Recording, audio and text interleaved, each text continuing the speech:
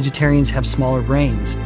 This is seen in humans, that the less a human eats meat, then the smaller the brain becomes. So Ben Bikman did not provide any evidence for his claim, and I couldn't find any evidence to support it either. I suspect that he may have gotten that idea from the book called Why Vegans Have Smaller Brains, but as I pointed out previously, the study that literally lays the foundation for that book wasn't about vegans. In fact, it doesn't even mention the words vegan or vegetarian once. However, we do have studies that measure head circumference, which does correlate, though not perfectly, with brain volume. And surprise, surprise, there are no significant differences in the head circumference of babies born to vegan, vegetarian, or meat-eating mothers. And Dr. Ids also responded to this clip and pointed out research suggesting that diets rich in fruits and vegetables and low in meat, eggs, and spirits were associated with larger brain volumes. So it seems like he's just making unfounded claims about vegans and vegetarians, and it's taking off because the algorithm favors sensationalism over facts. And why does depression go up so much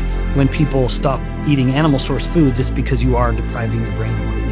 It is true that previous reviews have suggested an association between meat-free diets and depression. However, most of the included studies were cross-sectional. In other words, they're looking at a correlation at one point in time without really considering what came first. Are vegetarian diets actually leading to depression, or are people who are dealing with mental health issues more likely to later adopt a vegetarian diet? Or perhaps is there some other variable leading to both depression and the adoption of a vegetarian diet? Those cross-sectional studies just aren't equipped to answer those questions. But a new systematic review and meta-analysis was just published which excluded cross-sectional studies favoring higher quality research, and meat-free diets were associated with a 26% lower risk of depression. So if anything, vegetarian or vegan diets may even lower risk. Or in other words, it looks like Bikman was wrong on every account.